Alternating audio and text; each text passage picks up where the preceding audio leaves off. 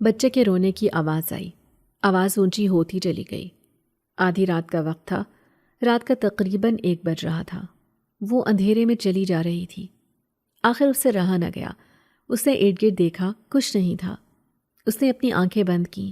چند سیکنڈ کے بعد آنکھیں کھولیں تو ساتھ والی گلی کی طرف تیز تیز قدم اٹھاتی چل پڑی۔ گلی کے کونے پر ہی گند کا بڑا ڈھیر پڑا تھا۔ شاید اس محلے کے تمام لوگ یہیں گند پھینکتے تھے۔ گند کے قریب ہی کالے کمبل میں لپٹا ایک شیر خوار بچہ زور زور سے رو رہا تھا۔ اس نے دائیں بائیں دیکھا، کوئی نہ تھا۔ اس نے آگے بڑھ کر بچے کو گود میں اٹھا لیا۔ شیر خوار بچے کو گود کی گرمی محسوس ہوئی تو وہ چند لمحوں کے لیے خاموش ہوا، مگر پھر رونا شروع کر دیا۔ وہ بچے کو گود میں اٹھائے چل پڑی۔ گلیوں میں ارد گرد دیکھتی رہی۔ تمام گلیاں سنسان پڑی تھیں۔ اس نے بچے کو سینے سے لگایا اور غائب ہو گئی۔ ہائے اللہ رضوانہ، میں کیسی بہو کو بیاہ کر لے آئی ہوں۔ جب سے تجھ سے بیٹے کی شادی کی ہے کوئی سکھ گھر میں نہیں آیا۔ ایک بچے کی خوشی کو لے کر ہم خوش تھے کہ چلو گھر میں بچے کے ہنسنے رونے کی آواز آئے گی تو ویران گھر میں بھی رونق لگ جائے گی، مگر ہمیں تو یہ خوشی بھی دیکھنی نصیب نہیں ہوئی۔ میں نے روتے ہوئے کہا، امی خدا کا خوف کریں، میں نے اپنے بچے کی شکل نہیں دیکھی اور میرا بچہ غائب بھی ہو گیا۔ کہاں ہے میری بچی؟ امی بتائیں میری بچی کہاں ہے؟ میری ساس روتے ہوئے بولی، ارے میں نے اپنی پوتی کو اپنے ہاتھوں سے کپڑے پہنا کر کمبل میں لپیٹ کر تیرے پاس سلایا تھا، لیکن جب میں عشاء کی نماز پڑھ کر آئی تو بچی غائب تھی۔ تو گہری نیند میں تھی۔ تجھے اس لیے نہیں اٹھایا کہ تو رو رو کر خود کو بیمار کر لے گی، تو پیسے تو میرے بیٹے کے ہی خرچ ہوں گے نا۔ میں نے روتے ہوئے اٹھنے کی کوشش کی تو میری ساس نے کہا، لیٹ جا رضوانہ، کیا کرے گی اٹھ کر؟ تیرے پاس سے بچی غائب ہو گئی اور تجھے علم ہی نہیں۔ میں نے کہا، خدا کے لیے امی، آپ جو چاہیں مجھ سے قسم لے لیں، میں کیا اپنے ہاتھوں سے اپنے بچے کو غائب کروں گی؟ میری ساس نے نظر بھر کر مجھے دیکھا اور بولی، تو کیا میں اپنی پوتی کو اٹھا کر پھینکاؤں گی؟ میرے بیٹے کی پہلی اولاد تھی وہ۔ آج یا کل جیسے ہی گھر آیا میں اسے کیا جواب دوں گی؟ میری ساس سر پکڑ کر کرسی پر بیٹھ گئی اور زاروں قطار رونے لگی۔ فجر کا وقت تھا۔ دروازے پر دستک ہوئی۔ میری ساس نے دروازہ کھولا۔ میری امی اور ابو بھی گھر آ گئے تھے۔ امی اور میری ساس گلے ملی۔ امی نے کہا، بشرا بہن، میری بیٹی کی کیسی طبیعت ہے؟ آپ نے اب فون کیا، رات میں ہی بتا دیتی تو ہم رات کو ہی آ جاتے۔ یہ کہتے ہوئے امی کمرے میں داخل ہوئیں۔ امی کو دیکھتے ہی میں اٹھ کر بیٹھ گئی اور روتے ہوئے بولی، امی امی۔ امی نے مجھے سینے سے لگا لیا۔ ابو نے میرے سر پر ہاتھ رکھا اور بولے، کیا ہوا رضوانہ بیٹی؟ امی نے حیرت سے میری ساس کی طرف دیکھا۔ میری ساس بھی کرسی پر بیٹھ کر رونے لگی اور بولی، زرینہ بہن، ہم پر بہت بڑی مصیبت آ گئی ہے۔ بچے کی پیدائش کے بعد رضوانہ گہری نیند سو گئی تھی۔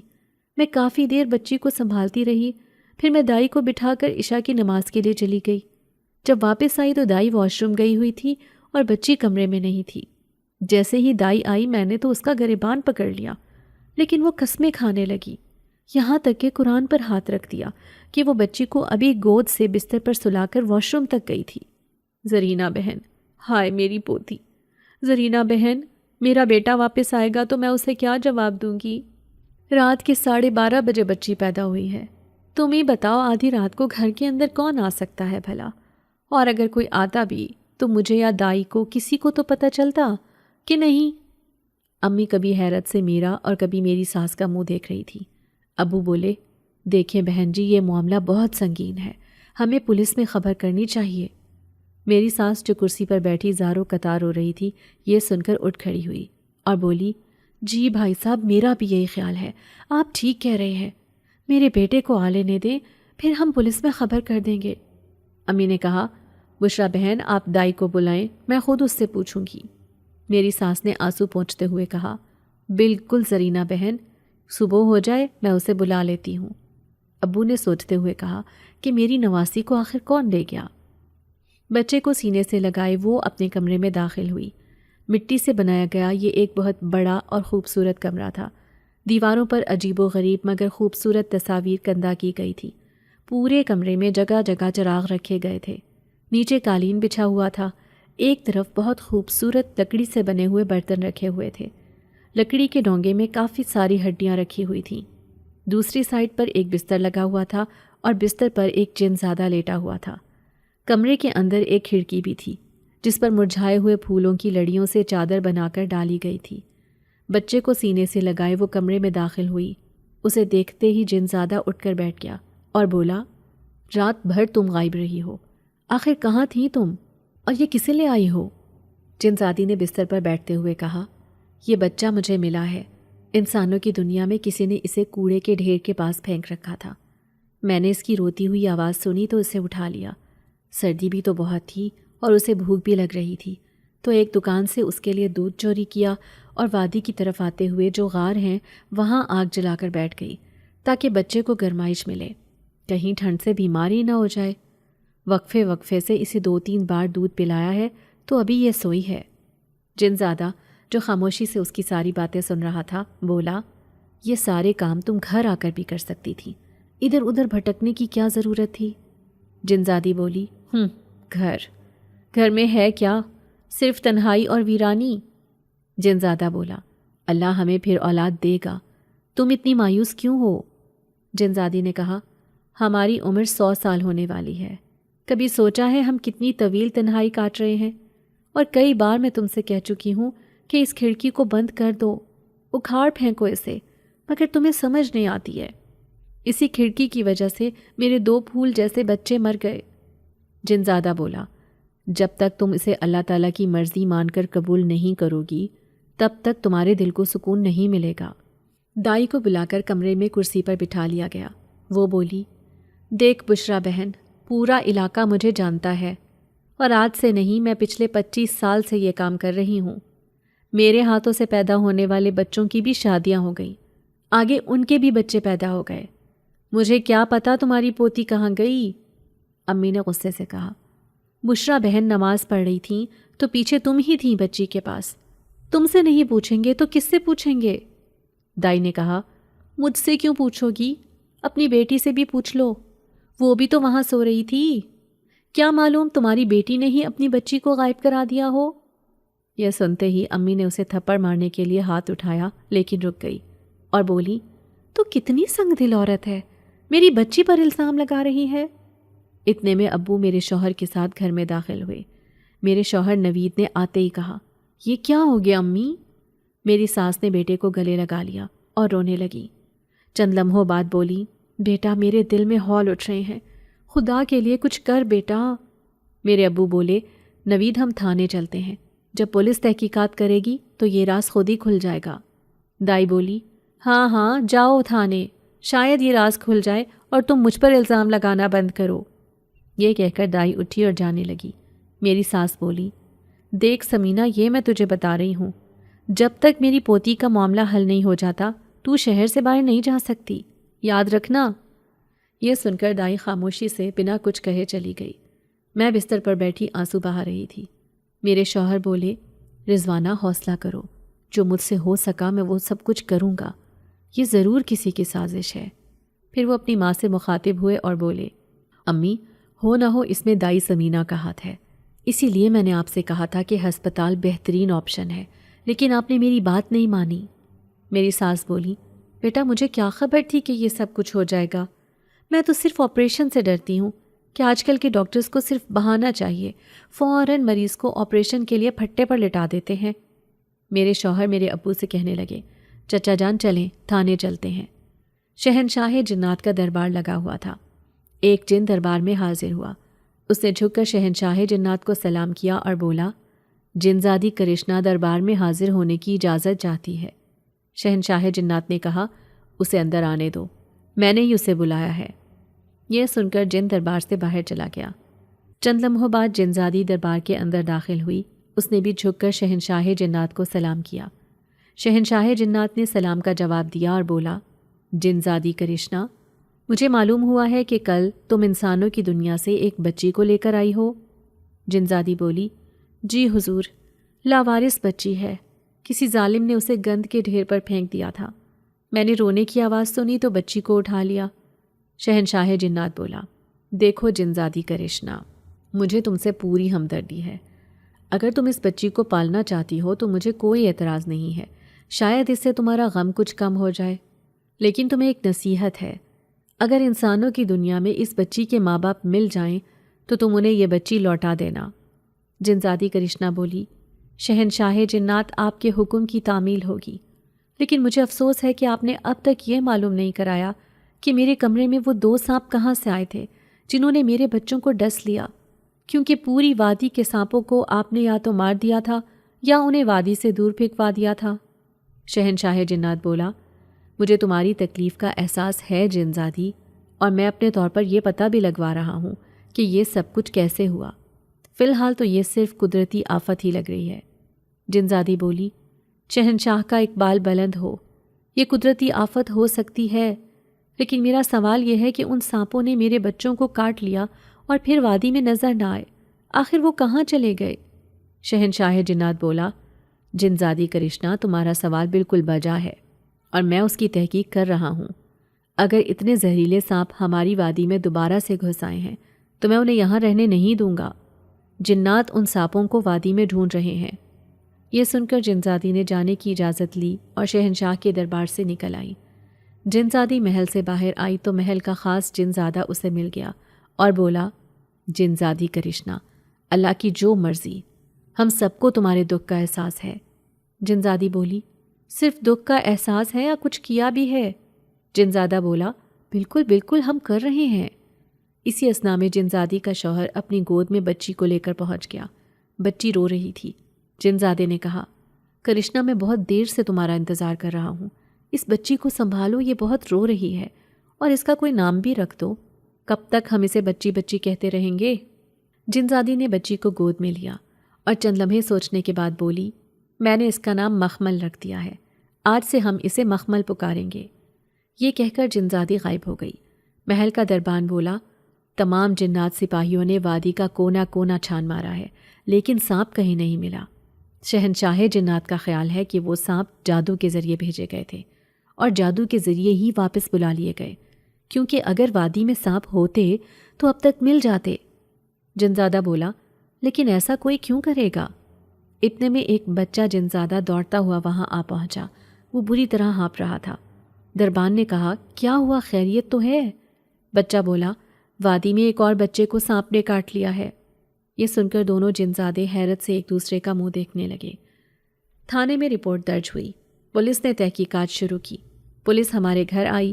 میری ساس سے ساری پوچھ گچھ کے بعد ایس ایچ او نے کہا کہ ٹھیک ہے، ہم آپ کی دائی کی طرف جا رہے ہیں، اس کا بیان بھی لے لیتے ہیں۔ میرے شوہر نے ایس ایچ او کا شکریہ ادا کیا اور وہ چلا گیا۔ اس کے جانے کے بعد میری ساس کی بھتیجی افشاں گھر کے اندر داخل ہوئی۔ ہمیشہ کی طرح رنگ برنگ کے ریشمی کپڑوں میں ملبوس تھی۔ ہمیشہ اپنی لمبی سی چٹیا کو آگے کر کے رکھتی تھی۔ رنگ برنگی چوڑیاں تو اس کے ہاتھوں سے کبھی اترتی ہی نہیں تھیں اور نہ ہی لال رنگ کی سرخی اس کے ہونٹوں سے اترتی تھی۔ میں برآمدے میں ہی خاموش بیڈ پر بیٹھی ہوئی تھی۔ رو رو کر میرے آنسو تو خشک ہو چکے تھے، لیکن دل رو رہا تھا۔ میری ساس میرے پاس ہی کرسی پر بیٹھی ہوئی تھی۔ میرے شوہر کچن میں چائے بنا رہے تھے۔ ہمیشہ کی طرح افشاں اٹھلاتی ہوئی آئی اور میری ساس سے کہنے لگی، پھپھی، یہ پولیس کیوں آئی تھی؟ میں تو 2 دن سے ارادہ بنا رہی تھی کہ جا کر پھپھو کو پوتی کی مبارک دوں۔ اچانک مجھے پتہ چلا کہ پولیس آئی ہوئی ہے تو میں بھاگتی چلی آئی کہ خدا خیر کرے، پوچھ کر آؤں۔ اتنے میں میرے شوہر چائے ٹرے میں لے کر آئے۔ انہوں نے ایک کپ مجھے، ایک امی اور ایک کپ افشاں کی طرف بڑھاتے ہوئے کہا، لو افشاں، تم پی لو، میں نے اپنے لیے بنائی تھی۔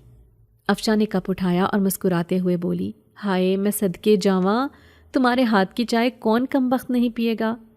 میں اٹھی اندر کمرے میں جانے لگی۔ میرے شوہر بولے، کیا ہوا، تم کہاں چلی؟ میں نے کہا، میری طبیعت ٹھیک نہیں ہے، میں آرام کرنا چاہتی ہوں۔ میرے شوہر نے میرا چائے کا کپ اٹھایا اور بولے، چلو میں تمہیں اندر چھوڑ آؤں۔ افشاں بولی، ہاں ہائے، کون سا اس نے گر جانا ہے، نوید میرا کزن کتنا اچھا ہے، پھوپھی اسی لیے کہتی ہوں کہ مجھے نوید جیسا لڑکا ڈھونڈ دے، پھر میں شادی کے لیے تیار ہوں۔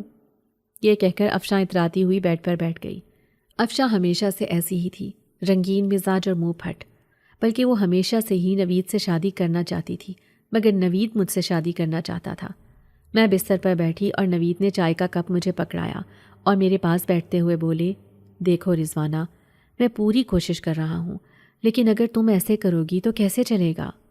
افشاں نے کہا، پھپھی چپ کیوں ہے، اور ہمارا ننھا مہمان کہاں ہے؟ میری ساس بولی، چپ کر جا افشاں، میرا سر پھٹ رہا ہے۔ میری پوتی پیدائش کی رات ہی گھر سے غائب ہو گئی، نہیں پتا کون لے گیا اسے۔ یہ سنتے ہی افشاں بیڈ سے اچھل کر نیچے کھڑی ہو گئی اور بولی، یہ کیا کہہ رہی ہے پھوپھی؟ اور تو نے کسی کو بتایا بھی نہیں؟ میری ساس بولی، کس کو بتاؤں، کیا بتاؤں افشی، میرے تو گھر میں جیسے ماتم بچھا ہوا ہے۔ افشاں چلائی، کچھ بھی ہو پھوپھی، یہ بات چھپانے والی تو نہیں ہے۔ ہائے بیچارہ میرا کزن نوید۔ افشاں نے چائے کا کپ بیڈ پر رکھا اور بولی، پھوپھی میں گھر جا رہی ہوں، جا کر اماں کو بتاتی ہوں۔ اتنے میں دروازے پر دستک ہوئی۔ نوید نے دروازہ کھولا، باہر ایس ایچ او کھڑا تھا۔ ایس ایچ او اندر آیا اور بولا، نوید صاحب، آپ کی دائی گھر سے غائب ہے۔ گھر والے بتا رہے ہیں کہ وہ منہ اندھیرے ہی کہیں چلی گئی تھی، انہیں کچھ نہیں پتا کہاں گئی، کیونکہ اس وقت گھر والے سو رہے تھے۔ میں جلدی سے اٹھ کر باہر چلی آئی۔ میری ساس دونوں ہاتھ ملتے ہوئے اٹھ کر کھڑی ہو گئی اور بولی، ہائے اللہ، دیکھا میرا دل کہہ رہا تھا کہ دائی پورا سچ نہیں بول رہی۔ ایس ایچ او صاحب، خدا کے لیے میری پوتی مجھے واپس لا دیں۔ میرے شوہر بولے، ایس ایچ او صاحب اب کیا ہوگا؟ ایس ایچ او نے میرے شوہر کے کندھے کو تھپ تھپایا اور بولے، فکر نہ کرو نوید، میں نے اپنے خاص سپاہی دائی کے پیچھے لگا دیے ہیں، بہت جلد سراغ مل جائے گا۔ ویسے کل آپ تھانے چلے آئیں، کسی اور پر بھی شک ہے تو اپنا بیان لکھوا جائیں تاکہ ہم اسے بھی شامل تفتیش کر لیں۔ میرے شوہر بولے، جیسا آپ کہیں گے میں ویسا ہی کروں گا۔ ایس ایچ او چلا گیا اور افشاں آنکھیں پھاڑے ایس ایچ او کو جاتا ہوا دیکھ رہی تھی۔ اس کے جانے کے بعد کہنے لگی، ہائے ہائے پھپھی، سمینہ دائی کتنی ظالم عورت ہے، میں ابھی جا کر اماں کو بتاتی ہوں۔ یہ کہہ کر وہ چلی گئی۔ میری ساس روتے ہوئے کرسی پر دوبارہ بیٹھ گئی۔ میں بت بنی کھڑی تھی۔ میرے شوہر نے مجھے پکڑا اور بولے، رضوانہ تم اندر جا کر آرام کرو۔ میں خاموشی سے اندر چلی گئی۔ میرے دماغ میں گھنٹیاں بج رہی تھیں کہ دائی سمینہ کو آخر مجھ سے کیا دشمنی تھی۔ شہنشاہ جنات کے محل میں دربار لگا ہوا تھا۔ تمام سردار جنات پریشان بیٹھے تھے۔ شہنشاہ بولا، میں پہلے ہی کہنا چاہ رہا تھا، لیکن پھر میں نے سوچا کہ تحقیق کرنا بہتر ہے، لیکن اب مجھے لگ رہا ہے کہ جو میں سوچ رہا ہوں وہی درست ہے۔ ایک سردار بولا، حضور کھل کر بات کریں، کیونکہ وادی کے تمام جنات میں شدید بے چینی ہے۔ اچانک سانپ نکل آتا ہے، بچے کو کاٹتا ہے، پھر غائب ہو جاتا ہے۔ اچھے سے اچھا جادوگر ہمارے پاس ہے، لیکن ہمیں وہ سانپ نہیں مل رہا۔ شہنشاہ بولا، میرا خیال ہے کہ یہ سانپ جادو کے ذریعے بھیجے جا رہے ہیں، جو ہمارے بچوں کو کاٹتے ہیں، اس کے بعد جادو کے ذریعے ان سانپوں کو واپس بلا لیا جاتا ہے۔ دوسرا سردار بولا، لیکن شہنشاہ جنات، ایسا کون کر رہا ہے؟ ہمارے بچوں سے کس کو دشمنی ہے؟ سانپ تو بچوں کو ہی نقصان پہنچا رہا ہے، جس کا صاف مطلب ہے کہ ہمارا دشمن بدترین دشمن ہے۔ کچھ دیر سوچنے کے بعد شہنشاہ نے اپنے خاص درباری جن کو بلایا۔ وہ محل میں حاضر ہوا، اس نے جھک کر سلام کیا۔ شہنشاہ نے کہا، کستور جن، تم پتہ لگاؤ گے کہ یہ کیا ماجرا ہے۔ تمہارے پاس صرف 3 دن ہے، مجھے 3 دن میں ہمارا دشمن چاہیے۔ اس کے بعد شہنشاہ دربار میں بیٹھے ایک جن سے مخاطب ہوا، میرب جن، آپ ہماری وادی میں نئے ہیں، لیکن بہادری میں کوئی آپ کا ثانی نہیں ہے، اس لیے آپ کستور جن کی مدد کریں گے۔ میرب جن کھڑا ہوا اور بولا، جو حکم شہنشاہ جنات۔ شہنشاہ جنات اپنے تخت سے اٹھ کھڑا ہوا اور بولا، اب آپ سب جا سکتے ہیں۔ یہ سن کر تمام سردار کھڑے ہو گئے۔ سب نے جھک کر شہنشاہ کو سلام کیا۔ شہنشاہ دربار سے نکلا اور تیز تیز قدم اٹھاتا محل کے اندر بنی اپنی آرام گاہ کی طرف چل پڑا۔ شہنشاہ اپنی آرام گاہ میں پہنچا۔ ایک جنزادی محل کے اندر آئی اور ادب سے کھڑی ہو گئی۔ شہنشاہ جنات بولا، نیلم پری کو بلاؤ، لیکن اس کے آنے کی خبر تمہارے اور میرے علاوہ کسی کو نہیں ہونی چاہیے۔ جنزادی ہاں میں سر جھکاتی آرام گاہ سے باہر نکل گئی۔ شہنشاہ بے چینی کے عالم میں اپنی آرام گاہ میں ٹہلنے لگا۔ چند لمحوں بعد نیلم پری آرام گاہ میں نمودار ہوئی۔ اسے دیکھتے ہی شہنشاہ رک گیا۔ نیلم پری نے سر جھکا کر شہنشاہ کو آداب کہا اور بولی، شہنشاہ کا اقبال بلند ہو، لگتا ہے کوئی بہت بڑی پریشانی ہے۔ شہنشاہ نے کہا، نیلم پری، ہمارے بچے خطرے میں ہیں، لیکن دشمن کون ہے سراغ نہیں مل رہا۔ میں یہ ذمہ داری تمہیں سونپنا چاہتا ہوں کہ ہمارے دشمن کا پتہ لگاؤ۔ نیلم پری بولی، آپ کو کسی پر شک ہے؟ شہنشاہ جنات بولا، ہاں، مجھے کستور جن پر شک ہے۔ نیلم پری ہلکا سا مسکرائی اور بولی، شہنشاہ، آپ کی کامیابی کا راز یہی ہے کہ آپ انصاف ہمیشہ اپنے گھر سے شروع کرتے ہیں۔ شہنشاہ جنات بولا، نیلم پری، میں نے اس معاملے کی تحقیق کا ذمہ کستور جن کے حوالے کیا ہے۔ اگر کستور جن قصوروار ہے تو وہ ضرور کوئی ایسی حرکت کرے گا کہ ہم دشمن تک پہنچ جائیں گے۔ نیلم پری نے ادب سے جھکتے ہوئے کہا، شہنشاہ جنات، کوئی کتنا ہی بڑا جن یا جادوگر ہو، میری طاقت کا مقابلہ نہیں کر سکتا۔ میں بہت جلد آپ کے دشمن کو آپ کے سامنے لاؤں گی۔ یہ کہہ کر نیلم پری غائب ہو گئی۔ کرشنا جن زادی کو، انسان زادی مخمل کو جنات کی وادی میں لائے 4 دن گزر چکے تھے۔ کرشنا جن زادی ہر وقت مخمل کو سنبھالتی رہتی کیونکہ وہ روتی بہت تھی، لیکن کرشنا جن زادی خوش نظر آ رہی تھی۔ اس کا شوہر جن زادہ کمرے کے اندر داخل ہوا۔ کرشنا مخمل کو دودھ پلا کر اسے سلا چکی تھی، لیکن اسے گود میں لیے سینے سے لگائے جھولے دے رہی تھی۔ جن زادہ اس کے پاس بیٹھ گیا اور مسکراتے ہوئے بولا، کرشنا، اس بچی کی وجہ سے کتنی رونق ہو گئی ہے ہمارے گھر میں۔ کرشنا مسکراتے ہوئے بولی، ہاں، گھر گھر لگنے لگا ہے۔ جن زادہ بولا، تو پھر تو نے کیا سوچا ہے؟ اس کے ماں باپ کو ڈھونڈنے جائے گی؟ جن زادی بولی، ہاں، جانا تو پڑے گا، اس کی دنیا یہ نہیں ہے، وہ ہے جہاں سے یہ آئی ہے۔ جن زادی بولی، میں کل انسانوں کی دنیا میں جاؤں گی، میرے آنے تک مخمل کو تو نے سنبھالنا ہے، لیکن سن، کمرے کا دروازہ بند رکھنا اور ایک لمحے کے لیے بھی مخمل سے نظر نہیں ہٹانا۔ یہ بچی ہمارے پاس امانت ہے، میں نہیں چاہتی کہ اسے کچھ ہو۔ جن زادہ افسردہ ہو کر بولا، تو فکر نہ کر، میں اس کی خود سے زیادہ حفاظت کروں گا۔ میں اپنے کمرے میں بیٹھی اپنی بچی کے کپڑے دیکھ رہی تھی۔ میری ساس اور شوہر گھر پر نہیں تھے۔ باہر کا دروازہ کھلا تھا۔ افشا کمرے کے اندر آئی اور میرے کمرے کے دروازے سے ڈیک لگا کر کھڑی ہو گئی۔ میں نے چونک کر اس کی طرف دیکھا اور بولی، تم اس وقت یہاں کیا کر رہی ہو؟ وہ بولی، میری پھپھی کا گھر ہے، جب دل کرے گا آؤں گی، لیکن مجھے یہ نہیں پتا تھا کہ تو اتنی جلدی خوشیوں سے دور دکھوں کے سمندر میں جا گرے گی۔ میں نے کہا، افشا، یہ کیا بدتمیزی ہے؟ وہ بولی، تجھے تمیز نہیں ہے، تو نے نوید کو مجھ سے چھین لیا۔ نوید کے ساتھ میرا رشتہ طے ہوا تھا، مگر تو میرے اور نوید کے بیچ میں آئی ہے، اور جس دن تو نے ایسا کیا تھا میں نے اسی دن سوچ لیا تھا کہ تجھ سے بدلہ لے کر رہوں گی۔ میں بیڈ سے کھڑی ہوئی اور بولی، بدلہ؟ کیسا بدلہ؟ افشا کہہ کہا لگا کر ہنس پڑی اور مجھے آنکھ مارتے ہوئے بولی، یہی تو ہے بدلہ، تیری بچی میرے پاس ہے۔ اس کی بے حسی دیکھ کر میں دنگ رہ گئی۔ اس سے پہلے کہ میں اسے کچھ کہتی، نوید گھر کے اندر داخل ہوا۔ اس کے ساتھ ایس ایچ او بھی تھا۔ وہ سیدھا کمرے میں چلے آئے۔ نوید بولا، افشا، تم باہر جا کر آرام سے ایک جگہ بیٹھ جاؤ، اور رضوانہ تم بھی بیٹھ جاؤ، ایس ایچ او صاحب گھر کی تلاشی لینا چاہتے ہیں۔ میں خاموشی سے کرسی پر بیٹھ گئی۔ ایس ایچ او صاحب نے میرے شوہر سے کہا، نوید صاحب آپ بھی بیٹھ جائیں، فکر نہ کریں، یہ معمول کی کارروائی ہے۔ یہ کہہ کر ایس ایچ او نے اپنے 2 سپاہیوں کو اشارہ کیا، وہ تلاشی لینے لگ گئے۔ تھوڑی دیر کے بعد ایک سپاہی ہاتھ میں ایک کاغذ لے کر آیا۔ وہ کاغذ ایس ایچ او کو پکڑاتے ہوئے اس نے کہا، سر، دوسرے کمرے کی الماری سے ہمیں یہ خط ملا ہے۔ ایس ایچ او نے وہ خط کھول کر پڑھا، پھر اس نے اپنی جیب سے ایک اور کاغذ نکالا۔ چند لمحے وہ دونوں کاغذوں کو غور سے دیکھتا رہا، پھر بولا، نوید صاحب، میں بڑے افسوس کے ساتھ کہہ رہا ہوں کہ آپ کی بچی کو غائب کرنے کے پیچھے اور کسی کا ہاتھ نہیں، آپ کی اپنی بیوی کا ہاتھ ہے۔ میں یہ سن کر کھڑی ہو گئی اور چلائی، کیا؟ ایس ایچ او صاحب، آپ کیا بکواس کر رہے ہیں؟ آپ کہہ رہے ہیں کہ میں نے اپنی بچی کو غائب کروا دیا ہے؟ افشا نے دونوں ہاتھ منہ پر رکھے، پھر کانوں کو ہاتھ لگا کر بولی، ہائے نوید، تیری بیوی تو بہت پہنچی ہوئی ہے۔ نوید نے کہا، ایس ایچ او صاحب، آپ کو غلط فہمی ہوئی ہے۔ ایس ایچ او نے دونوں کاغذ میرے شوہر کی طرف بڑھا دیے اور بولا، یہ پڑھ لیں۔ آپ کی بیوی بچے کو غائب کرانے کے بعد آپ سے علیحدگی حاصل کر کے کسی اور سے شادی کرنا چاہتی ہے۔ اس خط میں تو یہی لکھا ہوا ہے۔ خط کے نیچے سائن بھی آپ کی بیوی کے ہیں، خود دیکھ لیں۔ میرے شوہر ہکا بکا خط کو پڑھ رہے تھے۔ میں نے اپنے شوہر کے ہاتھ سے خط چھینا اور پڑھنے لگی۔ میں چلائی، نہیں نوید، یہ جھوٹ ہے، الزام ہے۔ ایس ایچ او صاحب نے کہا، صبح ہمیں 2 خط موصول ہوئے تھے۔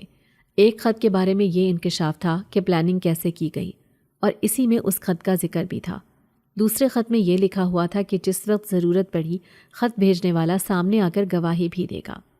میرے شوہر نے دراز سے ایک کاپی نکالی جس پر میں مہینے کا حساب کتاب لکھا کرتی تھی۔ انہوں نے خط کی ہینڈ رائٹنگ کو کاپی کی ہینڈ رائٹنگ سے ملایا اور بولے، رضوانہ، خط کی لکھائی تو تمہاری ہی ہے، میں چلائی، اور کر بھی کیا سکتی تھی؟ میں نے کہا، میرا یقین کریں، یہ سب کوئی سازش ہے۔ افشا وہیں کھڑی سب کچھ سن رہی تھی۔ میں نے کہا، یہ سب افشا نے کیا ہے، آپ کے آنے سے پہلے یہ کہہ رہی تھی کہ میری بچی اس کے پاس ہے۔ افشا فوراً کانوں کو ہاتھ لگاتے ہوئے بولی، توبہ توبہ، یہ کتنا جھوٹ بول رہی ہے، نوید میں نے کچھ نہیں کہا۔ میں بہت روئی، لیکن پولیس مجھے گرفتار کر کے لے گئی۔ امی ابو کو پتہ چلا تو وہ بھی تھانے آئے، لیکن بات نہ بن سکی۔ کستور جن پوری طرح چھان بین کرنے میں مصروف تھا۔ اچانک کستور جن وادی سے نکل کر ایک طرف اڑنے لگا۔ جس سمت میں وہ اڑ رہا تھا اس طرف جنات کا ایک دوسرا قبیلہ آباد تھا، مگر اس قبیلے تک پہنچنے کے لیے رستے میں بہت بڑا جنگل کراس کرنا پڑتا تھا۔ کستور جن اسی جنگل کی طرف اڑا جا رہا تھا۔ وہ جنگل کے بیچوں بیچ پہنچا اور اسے وہاں ایک اور جن مل گیا۔ وہ بولا، کستور جن، جنگل کے آخری حصے میں سردار تمہارا انتظار کر رہے ہیں۔ کستور جن نے کہا، ٹھیک ہے، چلتے ہیں۔ وہ دونوں اڑے اور جنگل کے آخری حصے کی طرف جانے لگے۔ آخرکار وہ جنگل کے آخری حصے میں پہنچے۔ ایک جن سردار پھولوں سے بنی چادر پر بیٹھا ہوا ہوا میں معلق تھا۔ کستور جن وہاں پہنچا۔ وہ دونوں جن سردار کے سامنے ہوا میں معلق ہو گئے۔ سردار نے کہا، بہت خوب کستور جن، تمہارا ہی انتظار کر رہا تھا میں۔ آج مجھے خوشی ہو رہی ہے کہ میں نے تمہیں جس کام کے لیے وادی میں بھیجا ہے تم نے وہ کام بخوبی کیا ہے۔ کستور جن بولا، شہنشاہ جنات نے ہونے والے واقعات کی تفتیش کرنے کے لیے میری ڈیوٹی لگائی ہے، لیکن میرا زیادہ دیر وادی میں رکنا ٹھیک نہیں ہے۔ سردار بولا، اسی لیے تو تمہیں یہاں بلایا ہے۔ وادی کے ایک نہیں 10 بچوں کو سانپ کاٹیں گے۔ ہر بچے کے پاس سانپ تم چھوڑو گے، اور آخری بچہ شہنشاہ کا لخت جگر ہوگا، کیونکہ شہنشاہ کے بیٹے کے مرنے کے بعد تمام جنات شہنشاہ کے خلاف بغاوت کر دیں گے کہ شہنشاہ ان کے بچوں اور اپنے بچے کو نہیں بچا سکا تو اسے تخت پر بیٹھنے کا کوئی حق نہیں۔ یہی وہ وقت ہوگا جب میں وادی پر قبضہ کروں گا۔ کستور جن بولا، بچوں کے مرنے کے بعد میرے لیے کیا حکم ہے؟ سردار بولا، تم واپس قبیلے آ جانا تاکہ تم تک کوئی پہنچ ہی نہ سکے۔ میں وادی میں یہ خبر پھیلا دوں گا کہ شہنشاہ نے تمہیں مروا دیا ہے۔ کستور جن بولا، ٹھیک ہے، میں اب چلتا ہوں۔ اس نے جھک کر سردار کو سلام کیا۔ سردار اور دوسرا جن دونوں غائب ہو گئے۔ کستور جن مڑا، لیکن جیسے ہی وہ مڑا اس کا چہرہ تبدیل تھا۔ یہ کستور جن نہیں تھا، اس کے بھیس میں کوئی اور تھا۔ یہ اگر کستور جن نہیں ہے تو کستور جن کہاں ہے؟ نیلم پری چھپ کر سارا معاملہ دیکھ رہی تھی۔ کستور جن دوبارہ کستور جن کی شکل میں واپس آیا اور وادی کی طرف اڑنے لگا۔ نیلم پری بجلی کی تیزی سے وادی میں پہنچی۔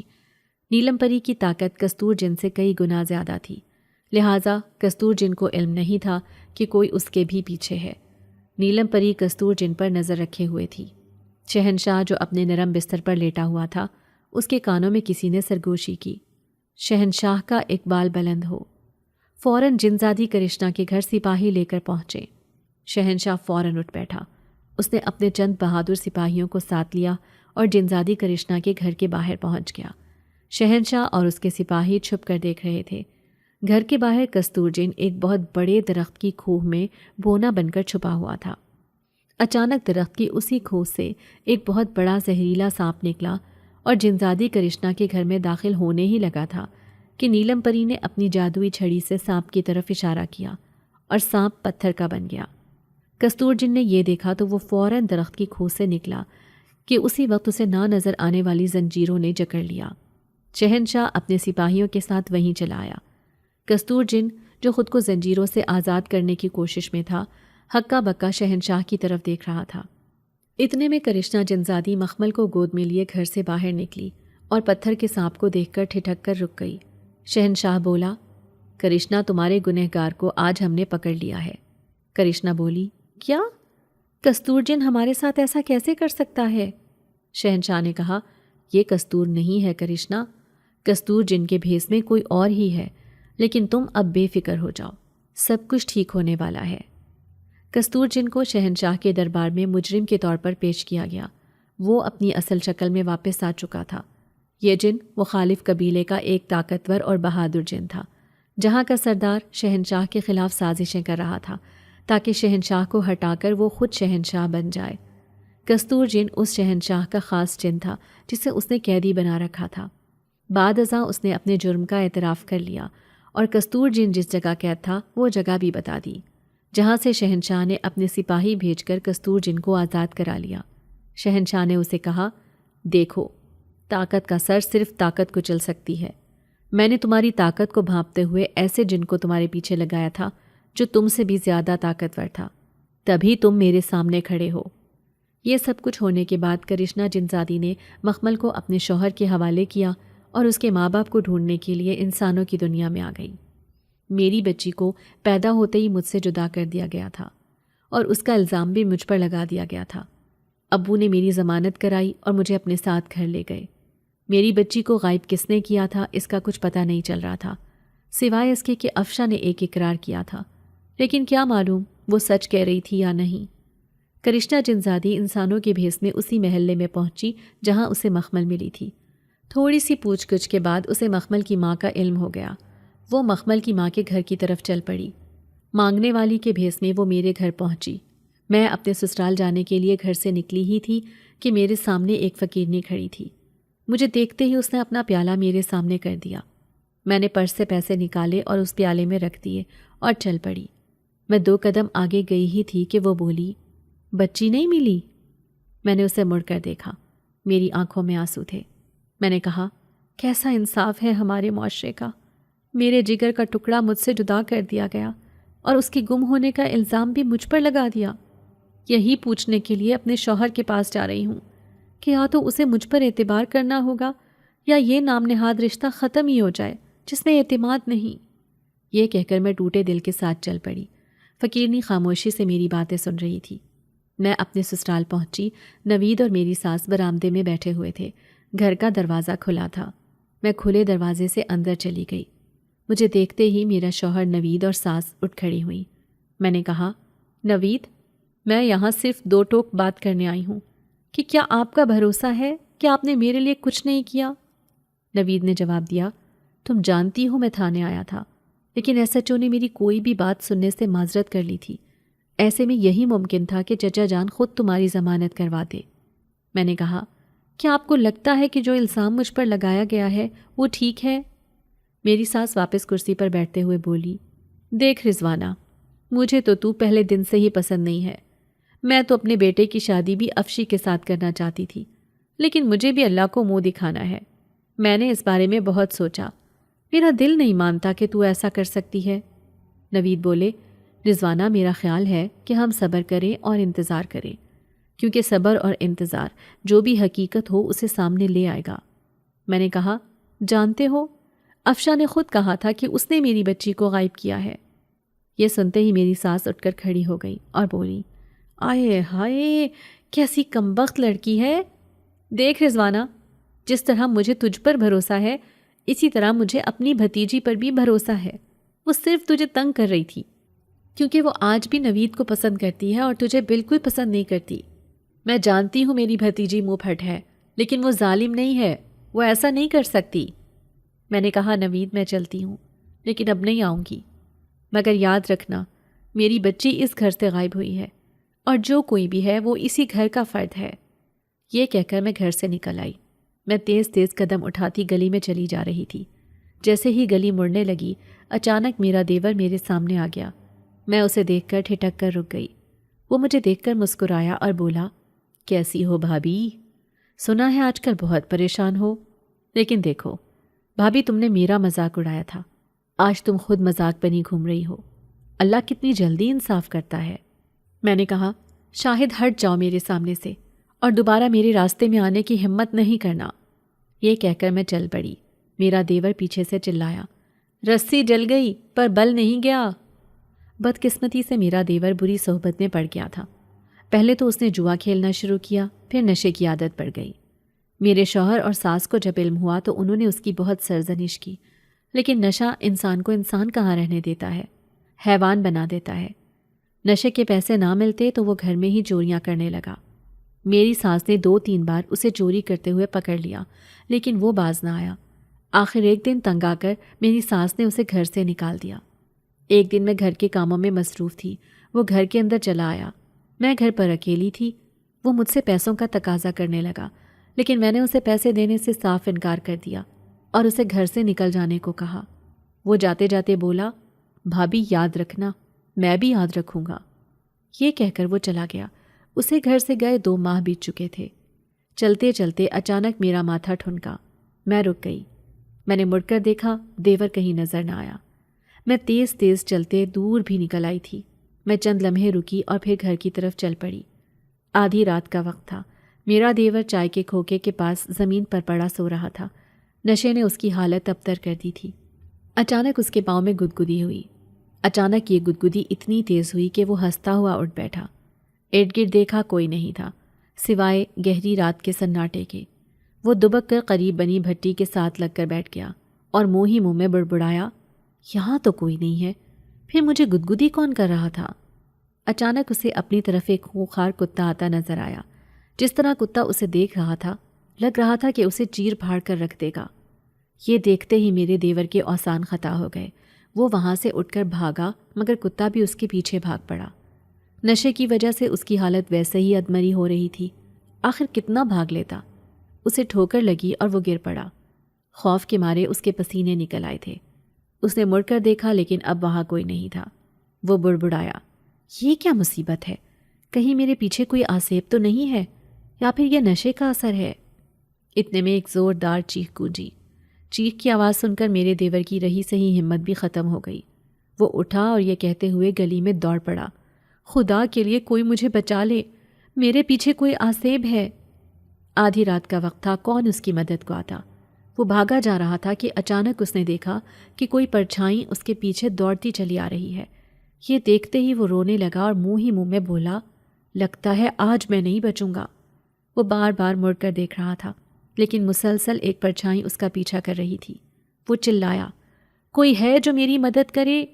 کوئی ہے؟ اتنے میں بازار کی حفاظت پر مامور گارڈ نے اس کی آواز سن لی۔ وہ وہیں کرسی پر بیٹھا تھا کہ میرا دیور بھاگتا ہوا وہاں پہنچا۔ گارڈ بھاگتا ہوا میرے دیور کے پاس آیا اور بولا، اوئے رک جا، کیا ہوا، کیوں چلا رہا ہے؟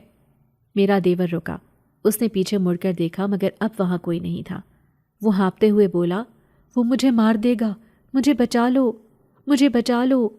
یہ کہہ کر وہ بے ہوش ہو گیا۔ میں اپنے کمرے میں افسردہ بیٹھی تھی۔ امی میرے لیے سوپ بنا کر لائیں اور بولی، رضوانہ فکر نہ کر، سب ٹھیک ہو جائے گا، یہ سوپ پی لے۔ میں نے کہا، امی سوپ پینے سے سب ٹھیک ہو جائے گا؟ امی نے کہا، دیکھ بیٹا، ہر کوئی اپنی کوشش کر رہا ہے، مگر جو ہونا ہے وہ اپنے وقت پر ہی ہوگا نا۔ تیرے اس طرح خود کو ہلکان کرنے سے کیا ہوگا؟ جب سے ڈیلیوری ہوئی ہے تو مسلسل غم سے گزر رہی ہے، تیری صحت بھی گرتی جا رہی ہے۔ یہی حال رہا تو کہیں ایسا نہ ہو کہ بیٹی مل جائے اور تو اسے دیکھنے کے لیے زندہ نہ بچے۔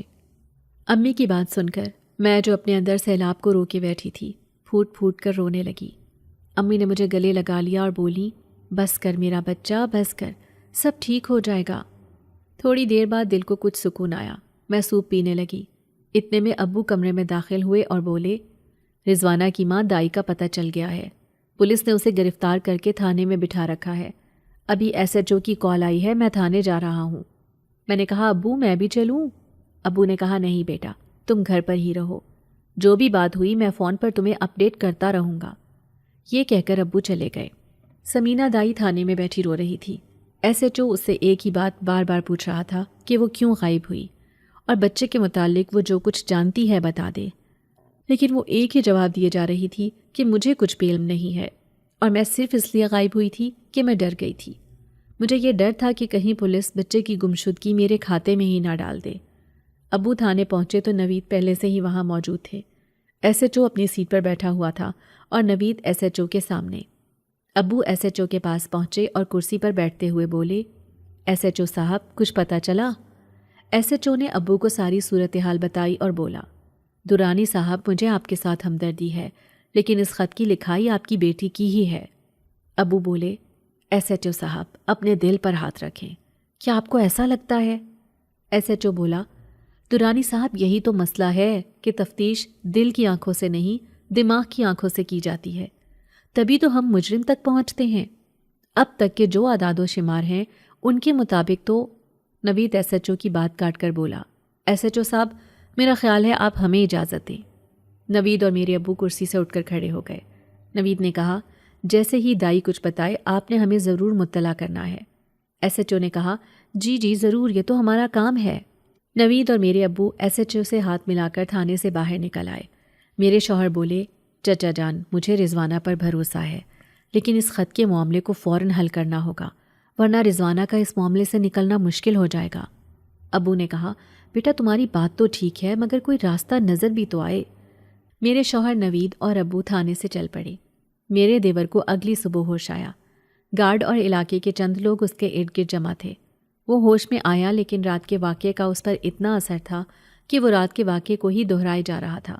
ایک آدمی بولا، شاہد خدا کا واسطہ، نہ خود تنگ ہو نہ ہمیں تنگ کر، چل اٹھ جا، اتنا نشہ کرے گا تو یہی سب کچھ نظر آئے گا نا۔